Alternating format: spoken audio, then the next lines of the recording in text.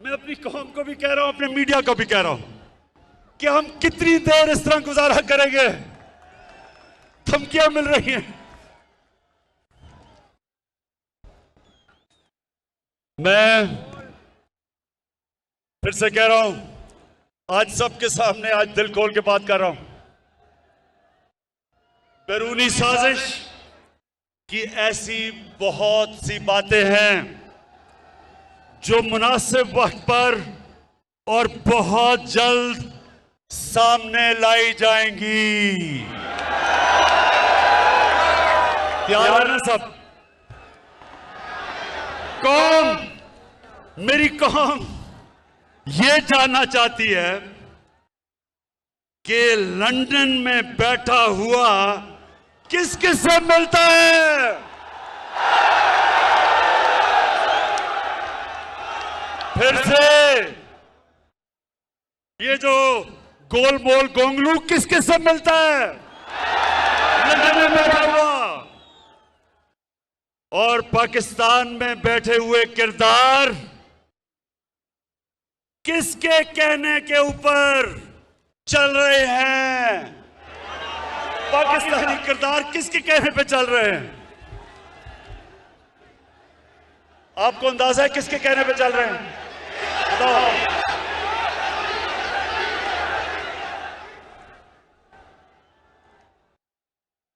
हमारे पास जो सबूत है, हर चीज को मैं जाहिर कर रहा हूं। जो हमारे पास सबूत है, मैं ये इसलिए आपके सामने बातें कर रहा हूं। इससे ज्यादा मैं तफसील में इसलिए बात नहीं कर रहा क्योंकि मेरी सबसे बड़ी कोशिश होती है कि मेरे मुल्क के मफादात की हिफाजत की जाए। मैं कोई ऐसी बात ना कर दूं कि मेरे मुल्क को नुकसान पहुंचे।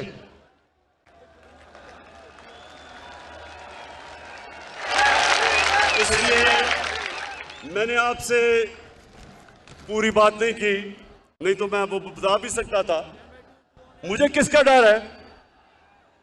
मैं तो एक पाकिस्तानी हूं, आपके सामने वो इंसान हूं जिसको मेरा अल्लाह सब कुछ दे चुका है। मुझे तो कोई इंसान कुछ नहीं दे सकता। मैं तो जब सियासत में आया था, अल्लाह ने तभी मुझे सब कुछ दे दिया था। मुझे तो किसी चीज की जरूरत नहीं है। अपने घर में रहता हूं, अपने घर के पैसे देता हूं, खर्चा बर्दाश्त करता हूं। कोई मेरा कैंप ऑफिस नहीं है। मेरा चैलेंज है कि पाकिस्तान की तारीख में किसी वजीर आजम ने अपनी कौम का पैसा इतना कम खर्च नहीं किया जो मैंने किया है। उनसे दुगनी सड़कें बनाई हैं जो पैसा बचा। मैं आने लगा हूं बस आखिरी बात जो मैं असल जिसलिए आपको बुलाया था।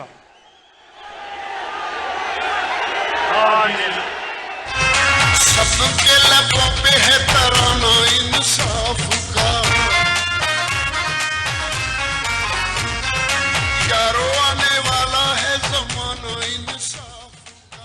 मैं सिर्फ दो आने वाली नस्लों के लिए दो चीजें मुझे पूछो, मैं इनसे पूछता हूं, 30 साल से आप हुकूमत में थे, कभी आपने सोचा अपनी आने वाली नस्लों का?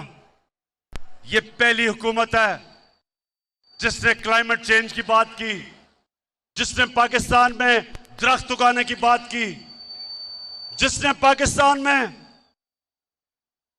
सबसे पहले 1 अरब दरख्त उगाए पख्तूनख्वा में 2013 और 18 के बीच में, और आज हम 10 अरब इंशाल्लाह अपने मुल्क में दरख्त उगा के अपने आने वाली नस्लों के लिए एक बेहतर पाकिस्तान इंशाल्लाह छोड़ के जाएंगे।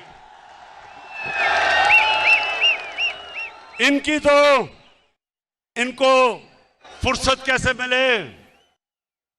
इनको तो सारी छुट्टियां, बच्चे सब कुछ लंदन में बैठे हैं। इनको तो पाकिस्तान की क्यों फिक्र हो? ये तो नस्लों के लिए लंदन के लिए तैयारी करवा रहे हैं, घर महलात खरीद रहे हैं। पाकिस्तानियों, जो दूसरी चीज मैं आज आपके सामने सबके सामने जो कहना चाहता हूं, कि आपको अंदाजा नहीं कि हमारा मुल्क में अल्लाह ने किस किस्म की खूबसूरती और किस किस्म की नेमतें बख्शी हैं। यहां गिलगित बल्तिस्तान के चीफ मिनिस्टर बैठे हैं खालिद, मैं इसके साथ मिलके मैं आज आप सबके सामने दावा करता हूं कि हमने इंशाअल्लाह पाकिस्तान को दुनिया का टूरिज्म सेंटर बनाना है।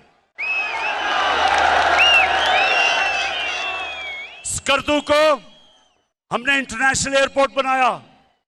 अब दुनिया से डायरेक्टली स्कर्दू टूरिस्ट आया करेंगे। स्कर्दू को इंशाअल्लाह उसके इर्द गिर्द जो इलाके हैं, मैंने ऑस्ट्रियन से बात की है, ऑस्ट्रिया में सबसे ज्यादा स्कीइंग होती है। स्कर्दू को इंशाअल्लाह पाकिस्तान का स्कीइंग कैपिटल बनाएंगे और आप देखेंगे कि किस तरह बाहर से पैसा आता है। हमारे मुल्क में जिस तरह की खूबसूरती है, किसी ने सोचा ही नहीं टूरिज्म को डेवलप करने का। मैं आपको साबित करता हूं कि अगर ये, मुझे अफसोस है कि कोरोना की वजह से हम आगे नहीं बढ़ सके क्योंकि सारी दुनिया में टूरिज्म खत्म हो गई, लेकिन इंशाअल्लाह जैसे कोरोना खत्म हुई, मैं अब आपको इस मुल्क में टूरिज्म उठा के दिखाऊंगा, मुल्क में पैसा ला के दिखाऊंगा और सबसे ज्यादा अपने नौजवानों के लिए रोजगार पैदा करूंगा।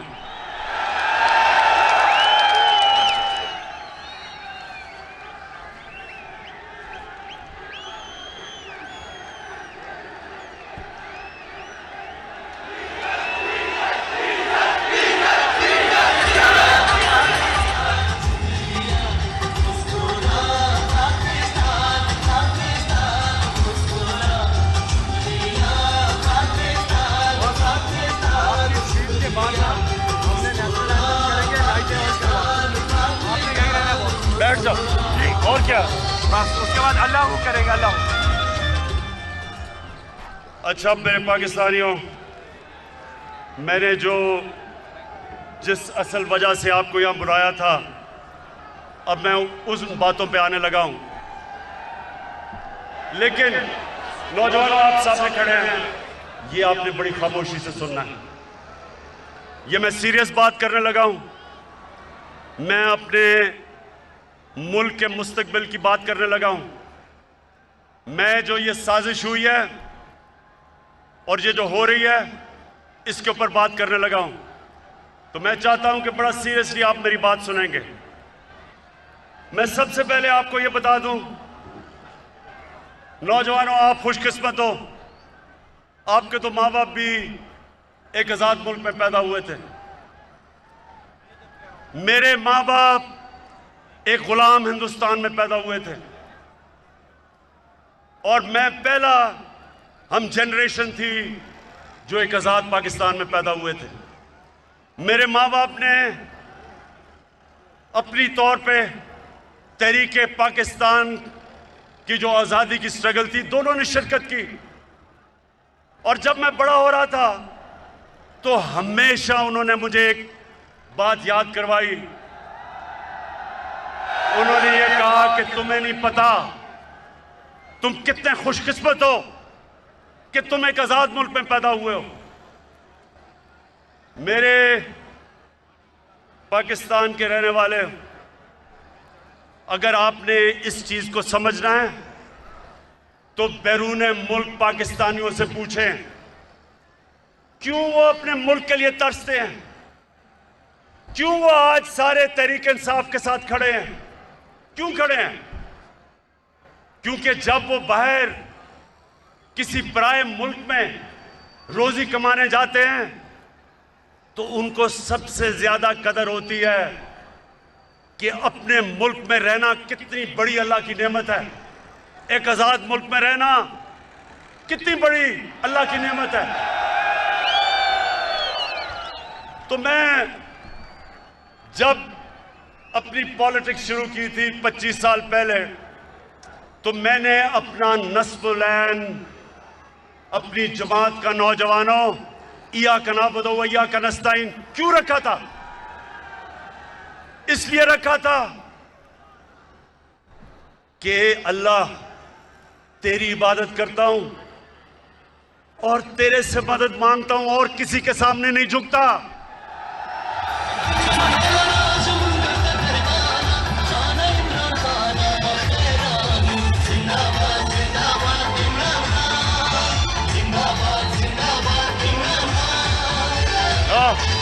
ओए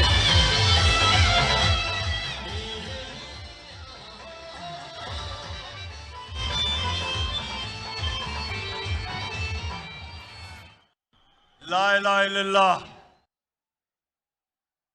पाकिस्तान जब बन रहा था तो नारा था कि पाकिस्तान का मतलब क्या। ये क्यों नारा था? ये नारा एक गैरतमंद कौम का था कि अल्लाह तेरे सिवा कोई खुदा नहीं, ला इलाहा इल्लल्लाह इंसान को गैरत देता है। मेरे पाकिस्तानियों, ये याद रखना कि सारी दुनिया उस इंसान की इज्जत करती है जो अपनी इज्जत करता है। बेगैरत आदमी की कोई इज्जत नहीं करता। अरबों रुपए कमा लो, अरबोपति हो जाओ, जब तक अरबों रुपए, अरबोपति, लेकिन जो इंसान के सामने झुकता है कोई इंसान उसकी इज्जत नहीं करता। तो मेरे पाकिस्तानियों, क्योंकि मैं आज आपके दिल की बातें कर रहा हूं, मुझे पॉलिटिक्स में आने की कई वजूहात थी। एक के मुझे पता था, मैंने सारी दुनिया में देखा कि जो अल्लाह ने हमें हुक्म दिया था कुरान में कि नबी की सुन्नत पे चलो, तो नबी की सुन्नत पे तो वो गैर चल रहे हैं, मगरबी लोग चल रहे हैं, वो आगे निकल गए हैं। और मुसलमानों का हाल देखो। इकबाल ने शिकवा और जवाब शिकवा क्या लिखा था कि हम एक वक्त उरूज पे थे, शिकवा किया कि अल्लाह हम जमीन पे कैसे आ गए।